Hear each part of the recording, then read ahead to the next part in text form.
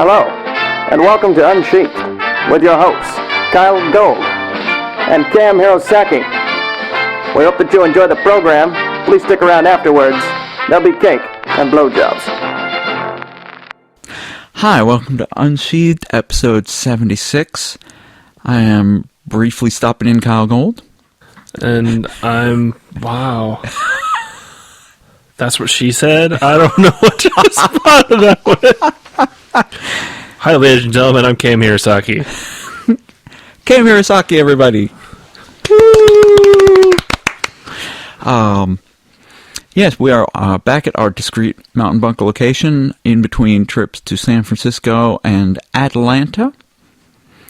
Or what do we call it? The ATL? Or Hotlanta. Or Hotlanta. I'll be sure to say that a lot while we're out there. We're very excited to be going to FWA.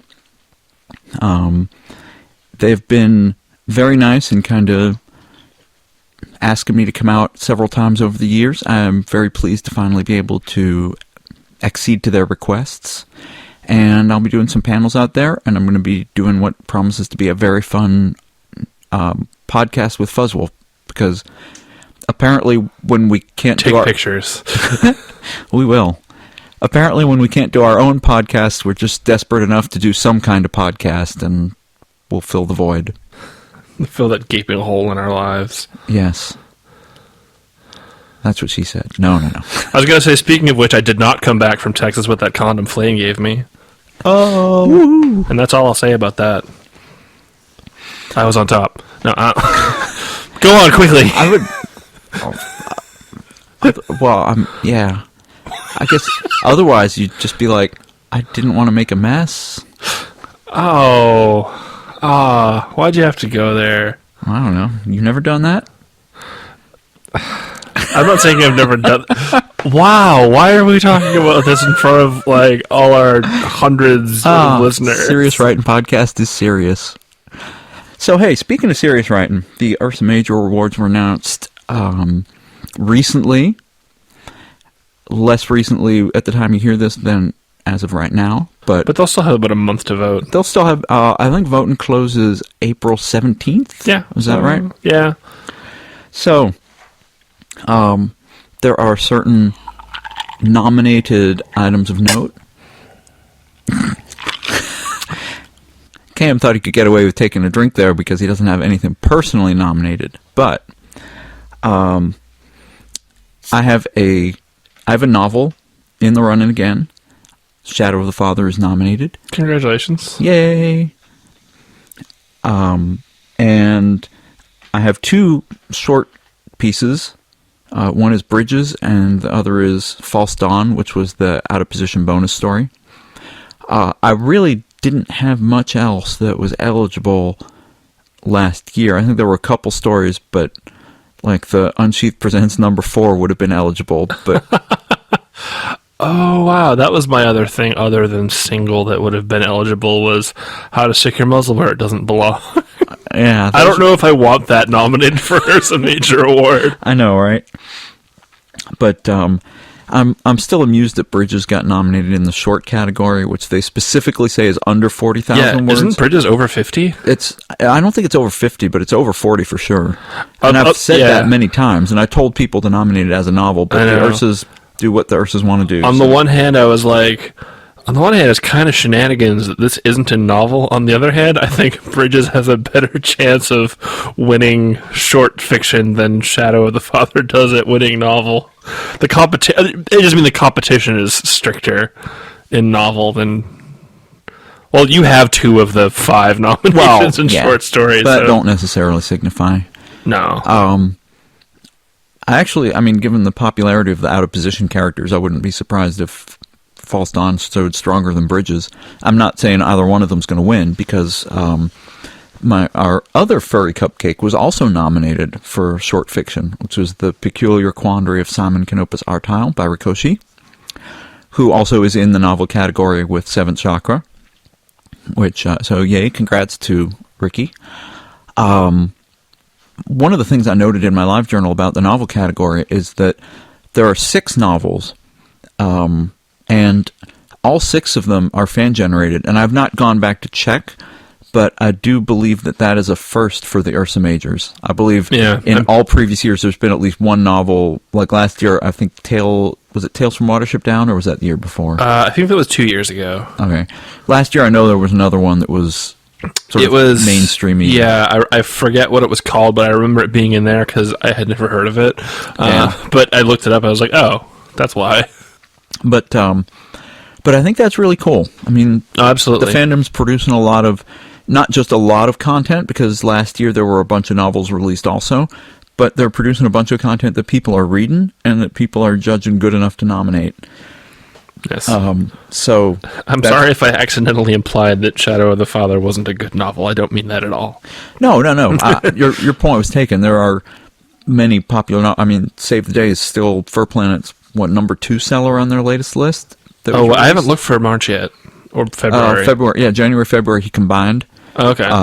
Smiling the Hero is number 1. Oh, excellent. By friend of the program, Not Tube. Unsheathed's own. Yes. Although I guess we have Unsheathed's own Zia McCorgy now, too, after last week. Yes, and Zia McCorgy. Save the Day was number 2. I forget what was number 3. I know Bridges was number 4, which I was like, still? It's been a year, but so that's kind of cool. I was trying to think of what else was popular for... I got the end of year sales. It wasn't Resisting Arrest, was it? Kind of cool. It was actually. Okay. That was number 3. Okay. Yes. Because I know that did pretty well at Furry Fiesta. Yes, it did. Phil is a very sweet guy, and we had a lovely book release party for him. There was a lot of wine at that party. Apparently there was. Couple of other notable nominations for the Ursas. Sarah Palmer's lovely cover for Shadow of the Father was nominated. And Camoe's lovely cover for Seventh Chakra was nominated. Yeah, we need to make him Unsheathed's own Camoe at some point. We do. We need to get him on the podcast. Yeah. I have other potential guest news, but I'll toss it to you about that after the show. Oh, okay. Yeah. Now we've just teased our listeners. Somebody will be in town soon that I think we might want to get on the show. Ooh. You teased your producer role. I know. I'll tell you as soon as we're done. Awesome. Is that who I know is going to be in town already? Possibly. Okay. Oh, yeah, and also... Okay, that's all. No, that actually wasn't who I was talking about. Oh, okay. No. Oh, never mind then. So that must have been real exciting for you people listening. I'm sorry. I apologize for that. Hey, period of silence followed by Kei Mirasaki going, no! Palpatine's behind it all. Those 2 covers were nominated. The New Fables cover was also nominated, which I like quite a bit. Yes, that Mary Mouse. That is one of the most gorgeous pieces of cover art I've seen ever. Like on anything, not even just furry stuff. Yeah. And it's just, I love, like, it's like that bright green is so attention grabbing, and it's just like a gorgeous image. It just really just jumps. Yeah. No, it's a beautiful cover. New Fables and Heat are also nominated. I did not have anything in New Fables this past year, but and actually nor did I have anything in Heat this past year. No, but I will have one in Heat this coming year. And so will I. That's right. Oh, that's right, because we already made the joke that we're in Heat together. Yes, with foosball. Yeah, that's right. Tell Tansy she was right. Mr. Hacksaw Rat. I would make a joke about hacksaws, but I don't think I want to. Also, Vince Suskawa's collection ISO Volume 1 was nominated, which I enjoy as a strip, but also because I have an appearance in it. Is it you or Vol or both? Well, the bar is called Kyle's. Oh. And I leave it to the reader's imagination to figure out who the cute bartender with the gold pendant is. And we're very excited that the FBA got a nomination. Yes. You know, because when we realized too late that we had gotten our call to action, you know, like after the nominations were already closed, I was afraid it wasn't going to get nominated, but I guess they were on the ball themselves. Yeah. And we actually hung out with B-Hop recently, and he's very excited about it, and we are too. And we're kind of hoping that this, as I think we said, that this helps push fandom creativity into that direction. Yeah. Because there's already Ferroticon, there's sort of the beginnings of some other furry games. Yeah. And I look forward to the time when, like the novel category, the games category is entirely fan-generated. Yeah, I mean, out of all of the categories, I mean, there's a ton of great stuff up for nomination in all the categories, but the one I have, like, a real serious vested interest in seeing winning is to see the FBA take the game category. Yeah. Because the other things I saw, like, okay, like, you know, big studios, like, that aren't going to, they're going to make the Ursa What's now. Like, Right. And honestly, and, the for amount novels, of, if it's not my novel, it's going to be someone else in the fandom. Yeah, if it's and- not my short stories, it's going to be someone else in the and fandom. you know, we'll be happy for somebody here, and, like, that's sort of the given. Right. But, you know, to see the recognition given to the FBA, because, like, it's not just B-Hop, but, like, also, like, all the people who contribute for their characters whenever they do the character draft, the people who do all the voice acting and just putting everything together, and The pictures of the characters. there's tons of fan art. I mean, it really is just one of the most incredible pieces of, like, fan-driven content that I've seen, and it's all just for fun. Like, nobody's making money off of it or anything exactly. like that. We actually had a good talk with B-Hop, Kit and I did, about other directions he can go. He has a ton of ideas about stuff he would like to do with the FBA, and we were trying to figure out how we could help facilitate some of it. But I will leave that to him to announce. Maybe we'll have him back on the show at some point to talk about it. I should rephrase that. We will definitely have him back on the show. I don't know if that's what he'll be talking about, but We already had Flame back. We need B-Hop back. yeah. Speaking of which, whatever either the most recent or the next, I don't, it's mid-March now, so the FBA podcast that goes up sort of mid-March-ish features me as my character this time. Ooh. I'm playing Blathnocht. He's a Nebraska boy. Oh, because you already did the voice for Blancmange, right? I did. Yeah. I did. He was a deep-voiced wolf. I have to remember how to do his voice. I am a big wolf. I kick things. I'm a big wolf. I pushed the ball. I give the ball a petit push. that was it. Petit push.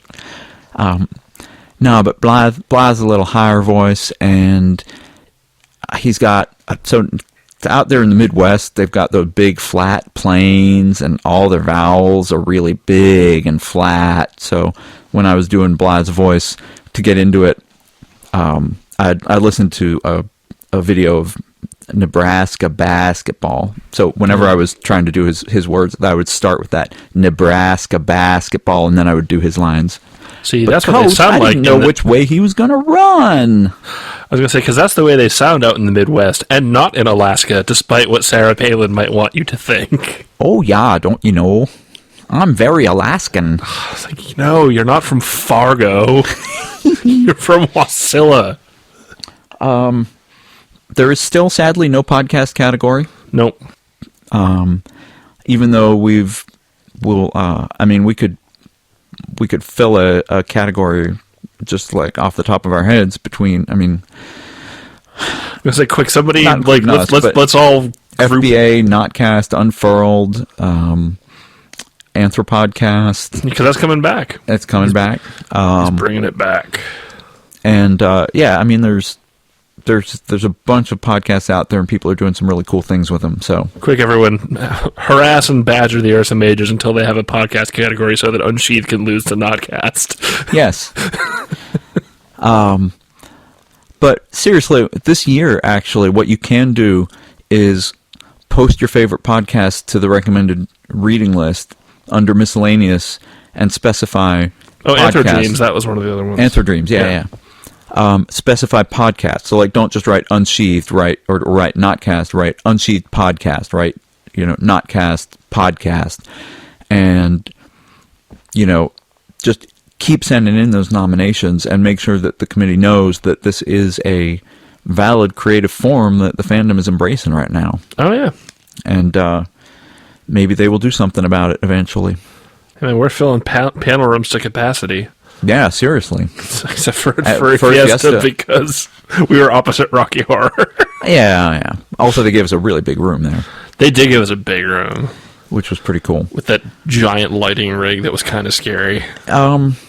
Speaking of conventions, Furry Fiesta was awesome. We were recently up at Emerald City Comic Con, which is always fun because Seattle has this kind of counterculture thing going. So there's a little bit of the OMG furries, but mostly people kind of just walk by and they're like, oh, furries, oh, whatever. We met Katie Hargrove, who was a cool artist who does furry critters and was super, super nice. There's actually a lot of furry artists now who work at PopCap Games. Yes, Kit reminds me.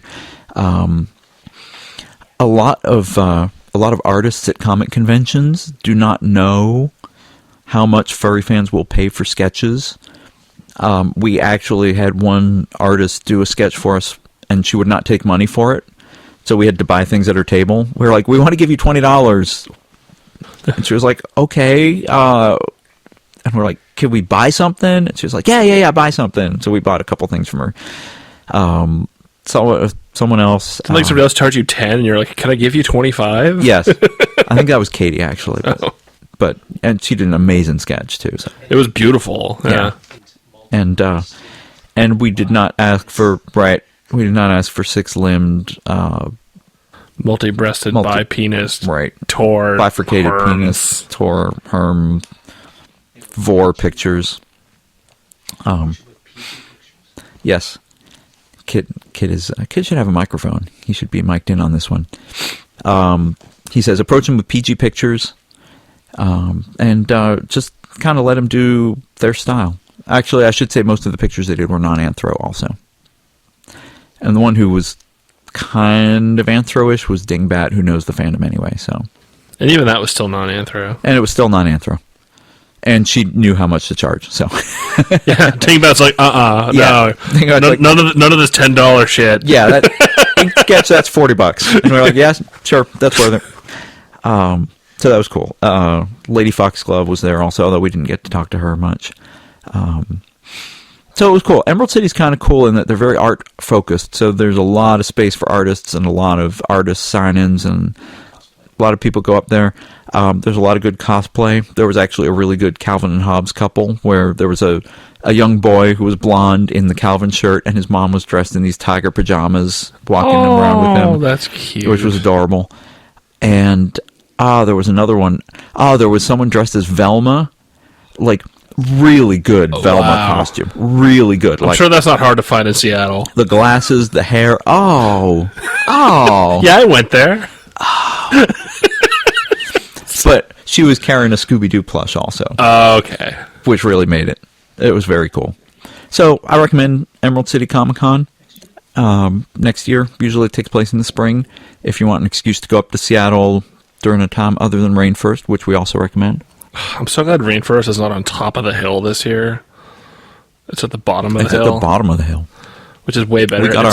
It's still in a shitty part of town with nothing around it, but at least you don't have to walk up a hill every time you come back from food. But it is right next to the light rail station, which you can take downtown, and is really convenient and cheap, and it costs like $2.50. Really? I never, out of the 2 years I've been in Rainforest, I've never taken the light rail. Well, it wasn't completed last year. Oh, it wasn't?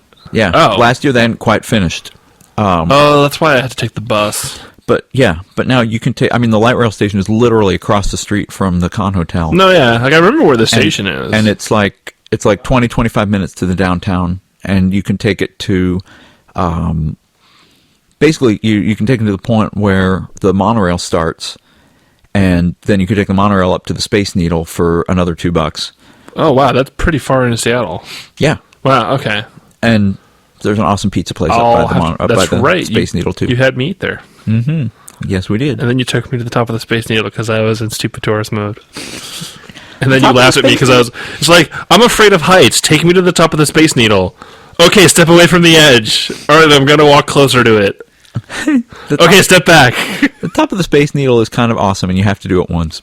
And the restaurant up there is not bad. It's overpriced, but at the same time, you sit in a revolving floor, so you get a view of the entire city, and we did it at sunset, so we got to see kind of a sunset view fading into a nighttime view, which was really amazing, and it was probably worth the extra Yeah, because money I mean, for like us. the Space Needle's tall, but it's not super tall. But at the same time, it's on top of a hill. Yeah. So like you can see for forever. Oh, it's not on top of the hill.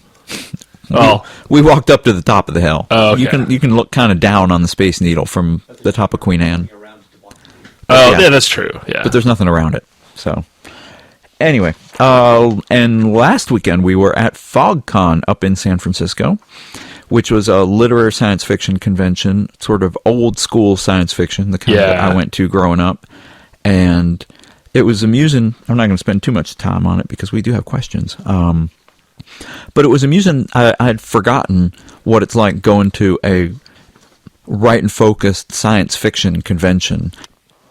For one thing, I'm a youngster at these conventions. I think I was the youngest person in the dealer's room when I was in there with I think you. you were. I think you might have been.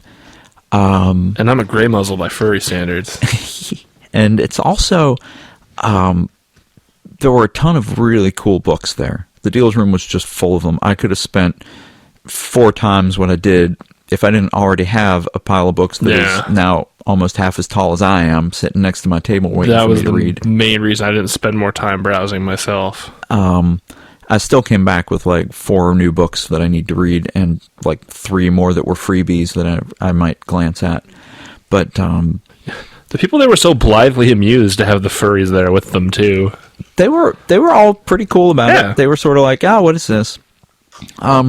It was an interesting experience because it feels, and I think I mentioned this somewhere in a live journal post or something, but the furry fandom just feels much more alive, energetic. There's so much going on. I mean, the stuff we were just talking about, the FBA, the short stories, the zines, the art, all that stuff. Some of the science fiction communities have embraced that with the media. Yeah. But the media stuff is really limited to kind of cosplay and... Yeah. We have sort of a better sense of togetherness because with the science fiction, like it's like, hey, you like to read these books? I like to read these books.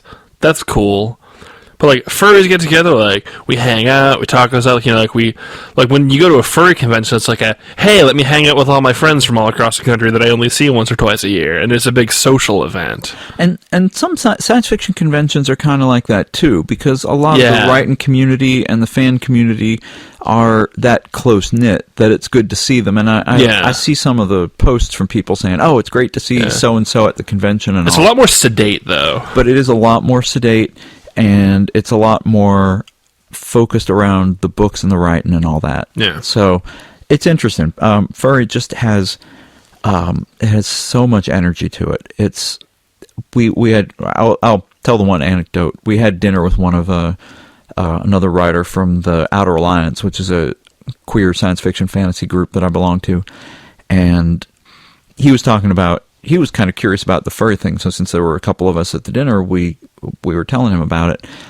And he mentioned that he was getting into steampunk, and that steampunk is this big movement. He says, I see it exploding here, and it's exploding out here, and it's exploding here. And he was talking about the steamcons having like 300 people, 500 people. And he said, so, how many people go to a furry con? And we said, oh, Further Confusion, which was just down here in San Jose, I had 2,500, and it was almost cartoonish, like the way his eyes bugged out at that number. He was like, I was aware of furry, but I thought it was kind of this underground thing, that it was really just like a little small clique of people, and he had no idea of how big it was. Oh yeah, and we're hardcore. We are, and people. There's a lot of people that I kind of see from the periphery. I don't know anyone personally who's done this, but I kind of see it here and there, who start out with, well, I'm not a fur, but I like hanging out in the fandom. And then like 6 months later, they're like, well, I had somebody draw me as a porcupine. And then like 6 months later, they're like, oh yeah, my porcupine character, he was born in the forest and raised by bears, and, he has a thing with his quills, and I'm getting a fursuit commissioned by him, and I I have had people say that they were not furry until they read one of my books, which was, I'm like, yay, corrupted youth. Yeah. Oh god, one of my readers said I turned him gay. Woohoo! Yeah. Did you get your toaster? Oh, you know what? I think it's still in the mail. Okay. That's what he said. Sorry. But I'm like, but then I was I'm just using like, homonyms. but it's just like, and I'm just thinking, it's like, wait, how old are you now? Now Kit got What it. year did I write that story? Oh, you're bad. Aww. So it was cool. It's the kind of thing that makes me want to walk around a science fiction convention and have people go, "Oh, you're a writer. I've read your books." But at the same time, if you gave me a choice and said, "Well, you could either be doing that at furry conventions or at science fiction conventions," I would stick with the furry conventions. They're so much. They're a ton of fun. Oh yeah. And speaking of that, I don't know if you'll be listening to this episode before the convention happens, but Kit is saying, no, ain't gonna happen.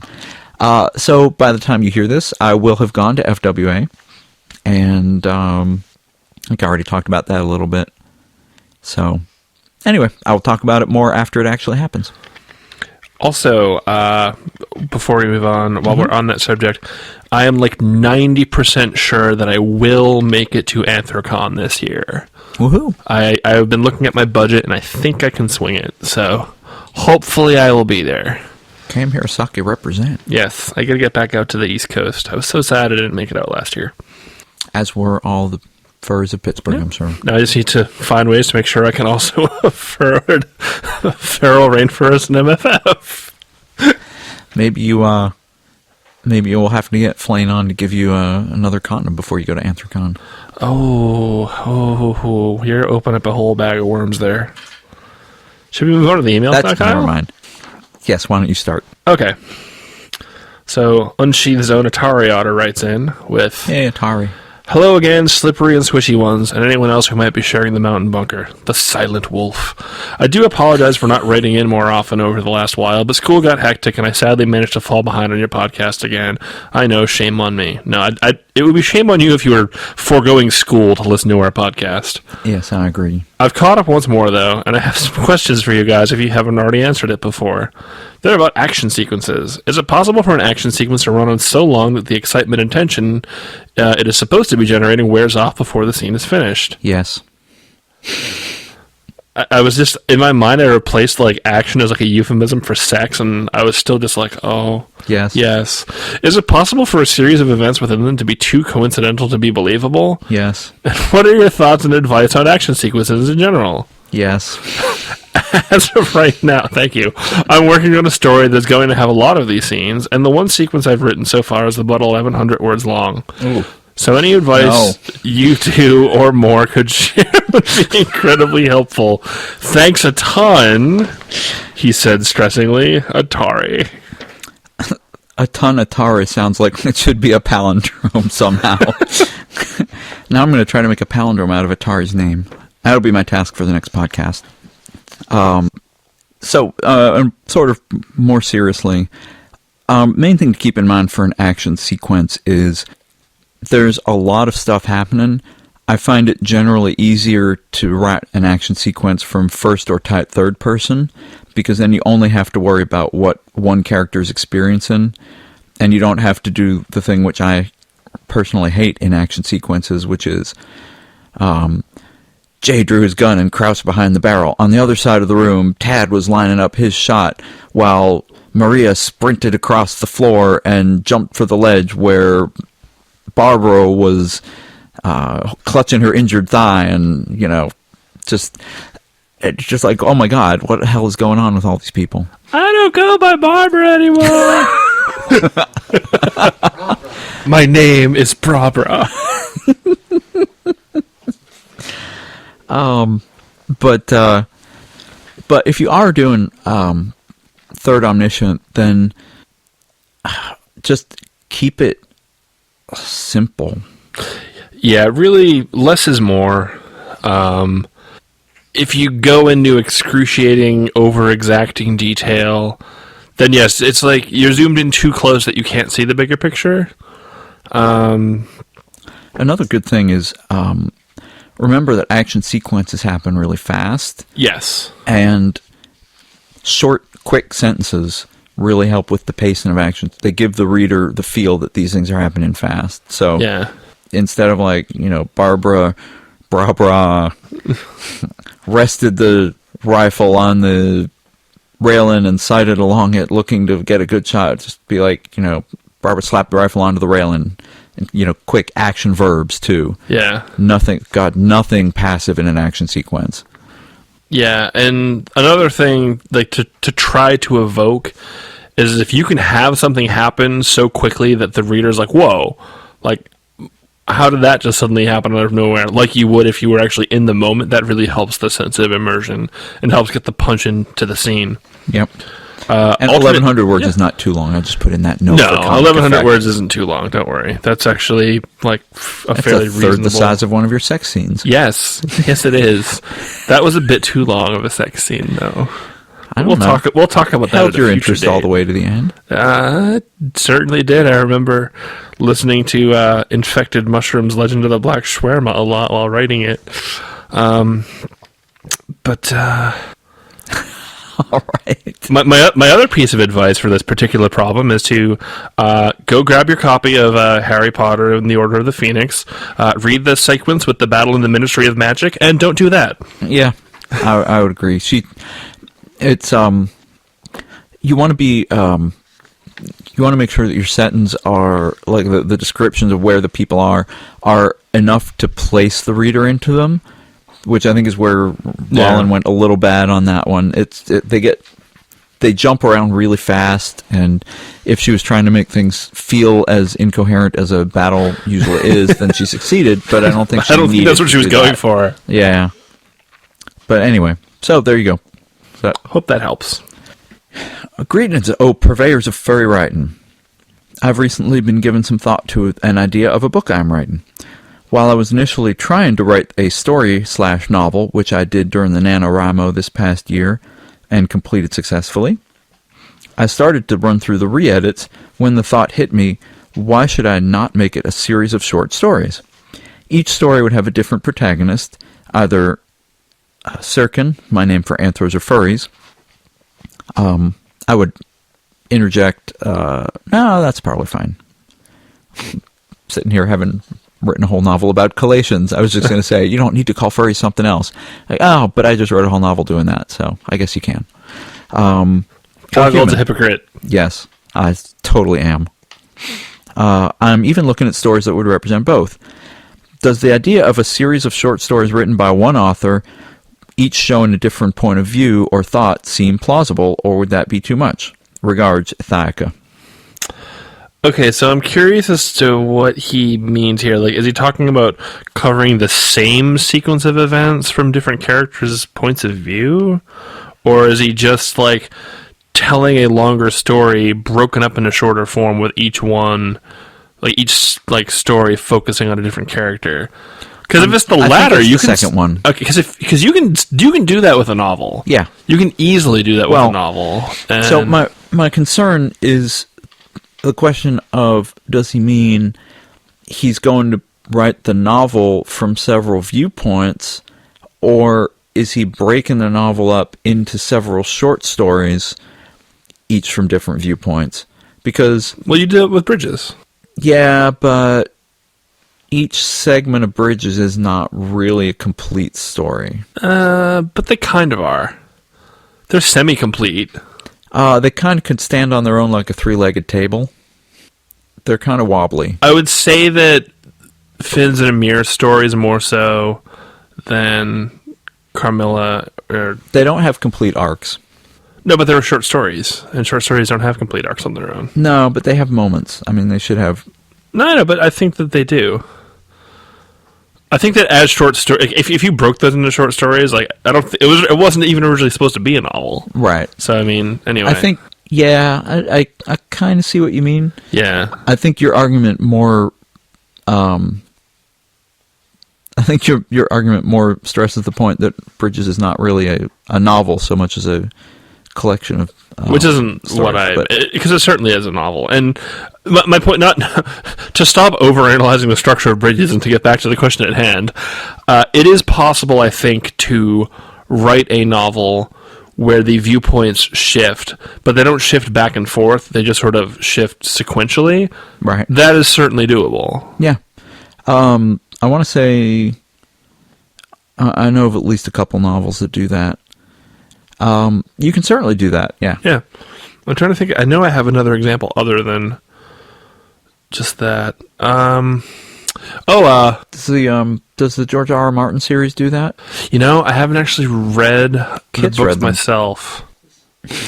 Do they switch viewpoints? Yeah, a lot. Okay. Yeah, multiple main characters. So the George R. R. Martin series, Kit tells us, has multiple main characters. Oh, yeah, I know they have multiple main characters. So, but it switches points of view. Yeah. Yeah. Like I know Wheel of Time does. Okay. So when different characters, but same It's the same person. same person as the. You mean it's always third person tight, but on different it's people. different people.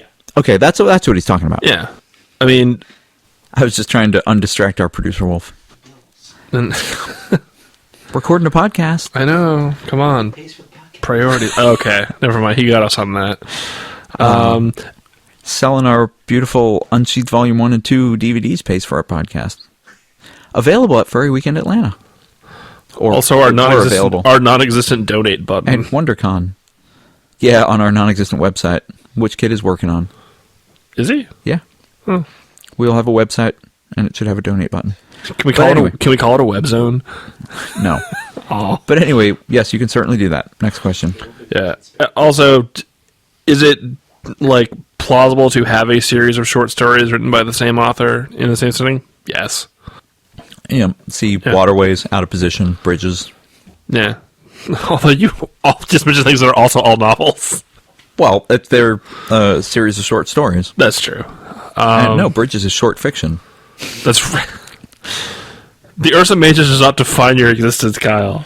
No, that's true. But yeah. Final email here. Hello. Actually, we have a Another question after yeah. that too. But Our final if we have email. time, yes. Hello. Whenever I start writing, I find that I start to lose concentration on what it is that I am writing and then start on some other story. I was wondering if you have any tips on how to finish something / get inspired to finish what it is that you have started. Well, for some people need lube and some people nah. From the Gray Fox up north, Gree Alvord. For some reason, I don't. I was going to say for some reason recently, but I think it's just a perennial thing. I get asked this question a lot.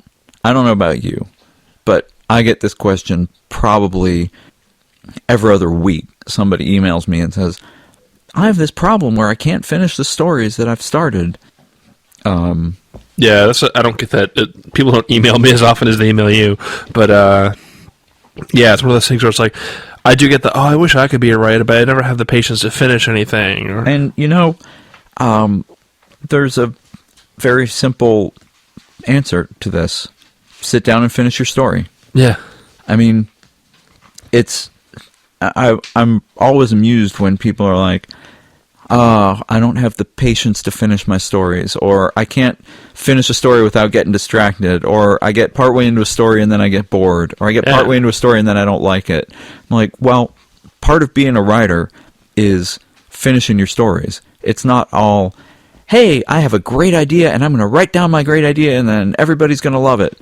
You have to finish it, and then you have to go back and edit it, and then you have to go back and edit it again, and then you have to make your next story better. And then you have to start, that is part of being a writer. If you don't have the discipline to make yourself sit down and finish your stories, then... Yeah, either you teach yourself the discipline or you don't. Or you find something else that excites you enough that you want to finish it. Yeah. I mean, if your problem is that you're like, okay, I want to write, and then you sit down in front of your computer and you're like, I don't know what to write, my brain's not focused on something, then, the trick there is, okay, think about what you want to write, plan for it in your mind, and have something in your head to write from when you do sit down to write it. Right. I mean, and if that's not your problem, you should be doing that anyway. unless you are really good at writing freeform, in which case go with what works for you.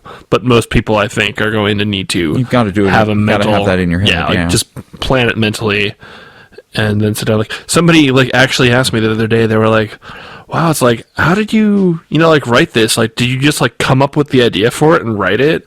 And I was like, how else would like you do it? Yeah, exactly. No, seriously, I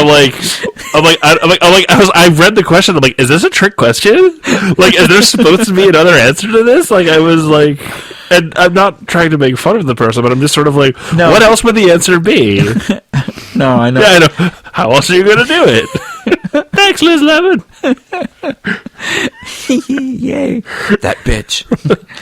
Sorry, That's that what was, she said. Look at all these dudes. I knew I smelled sausage. wow. We just got all our 30 Rock references out of the way in one swell foop. Yeah, so I mean, it's. I would go back and say, how do you convince yourself to finish anything? Yeah. I mean, if you're sitting around playing a quest in WoW or something. I was going to just say the exact same thing. And the thing is, it's like, you know what? After you've been playing WoW for 8 hours, what do you have tangible to show for it? Oh, you gain more experience so you can play more WoW. It never ends. I wasn't going to quite go that far, but I was going to say. But no, seriously. Go on. It's kind of a bad example because WoW is designed to make you want to play it more. Yes. So when you're in the middle of a quest, it's basically WoW is making you finish. And I think I'm gonna have a little revelation about our culture. We're so media driven and entertainment driven, and movies, TV shows, computer games. All of the stuff that we fill our time with is driven to make us want to complete it. And I think we lose the ability to make ourselves finish something that's important to us because we're used to being pushed to do it. That's true. So stop, if you want to write, stop watching TV. Cancel your WoW subscription. Cancel your WoW subscription.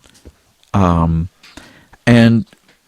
I'm trying to think of other things. How do you make yourself finish anything? I mean, like my how thing. do you stop yourself from walking out of your job at 2 PM? Yeah. No, like here's my thing, and I'm sure I've mentioned this on the podcast before, but whenever I write, like I leave the house to write. I cannot write at home except under like weird random circumstances where like I happen to honestly have nothing else to do. But if I'm home, I will distract myself. I will watch TV. I will play video games. I will putz around on the internet. Actually, that's the thing. With technology being as awesome as it is over the last couple of years where there's free internet everywhere, it's ruined my ability to even do that. Like, I'll go outside and, write. It's just like, but now I'm not away from the internet anymore because the internet follows me. And it's just like, and like, some places you go into and you don't even need to enter something. It'll just connect you automatically. And I'll just see my Twitter box pop up with new tweets and I'm like, curse you. That happened to me this afternoon while I was trying to write porn. Although, hey, I at least hit my 1,000 words, so go me. But yeah, so I mean, like, that's one of my things. Leave the house. Wow, Otterar. Yeah, but no, okay, it's like, to make a point about this whole societal thing and how you finish yourself to write a story, like, the difference between writing a story and playing WoW is that, okay, like, at some point, the story will be over, and you'll have something tangible to show for it when you're done. Something that you've accomplished that you can, like, go, here I do. Like, after you're done with your level 70 Tauren Shaman, what do you have? You have a level 71 Tauren Shaman, which is only good for playing more WoW, so you can someday be a level 72 Tauren Shaman. That's not true. You can sell your characters, can't you? I think that's illegal. All right. I don't know. So I'm going to say, stay in school. Think of yourself. Only do drugs if it's for the experience. Think of yourself as a mountain goat toiling up the cliff of your story, and the internet and the world are horrible eagles trying to drag you off and drop you back to the bottom and eliminate all the progress you've made.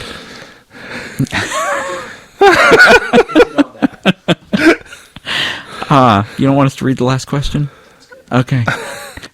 Our producer Wolf is telling us that we've talked too much and that we have to stop now. I'm sorry, Mr. Silver. Eagles are bastards. Please write to us at unsheathedpodcast@gmail.com.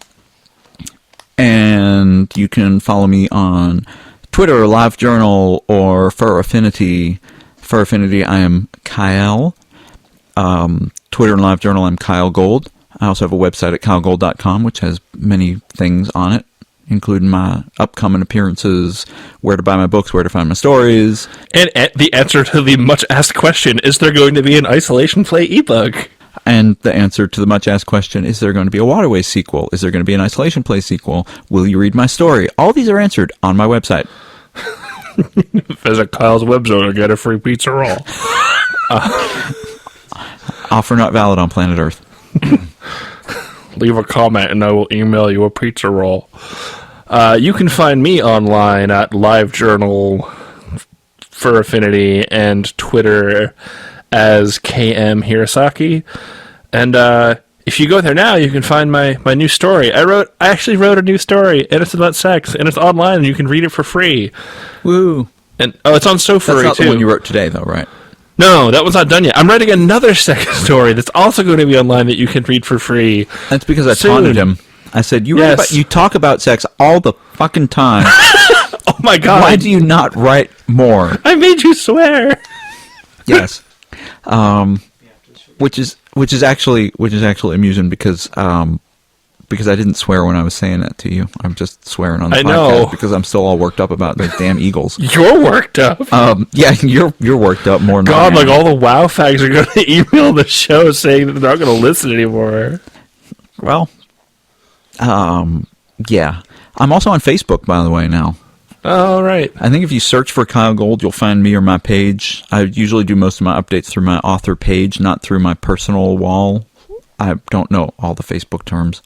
I feel like such a gray muzzle. Oh, today's I'm Woot on shirt the author page but the wall you can write to, and I don't update. Tell us about the Woot shirt. Today's Woot shirt, like, I checked it at like 10 in the morning and it was already sold out, but it's just like the little thumb icon pointing sideways and it just says meh. I was like, no, I could see why it sold out so fast. Like, it was probably sold out before like 6.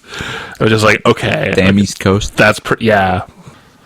They probably all play WoW on the East Coast and have pet eagles.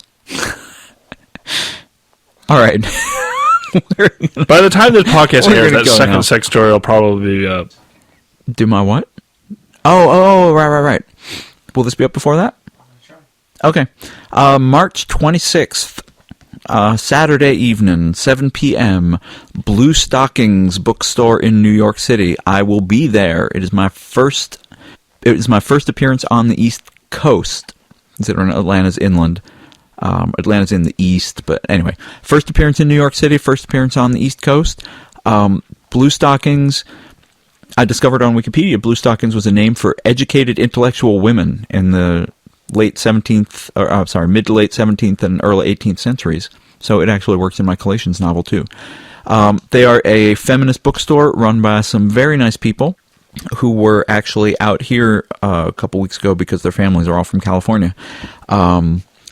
But they are very graciously, despite the fact that most of their books are like feminist politics and the gender studies and all that kind of stuff, they're very graciously allowing gay furries to invade their home. Do you like dudes fucking? And Because that's what I wrote. And their event announcement is actually very cute. It's like, Gay Furry Romance Night with Kyle Gold.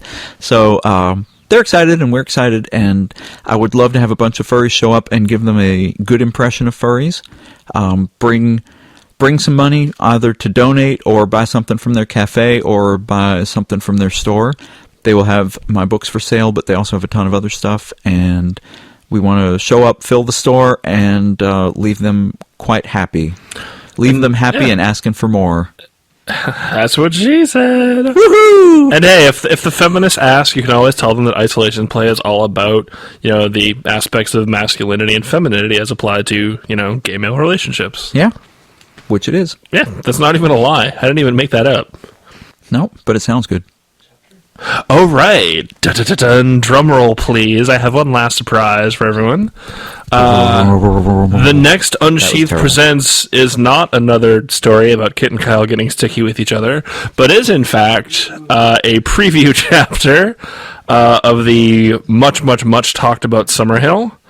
I guarantee that... I don't even think I called this out in the notes that I recorded before it, but I can guarantee you that this is not going to survive in this state to its final form, but it will give you an idea of who Summerhill is, what the story is like, and just what it's all about. And again, apologies to the people of New Zealand for what I did to you. I'm so sorry. All right. Thank you guys as always for your questions. Thank you as always, Kit, for putting this together. And did we make it under an hour this time? Nice. All right. Good night, and keep writing. That's what she said. That bitch.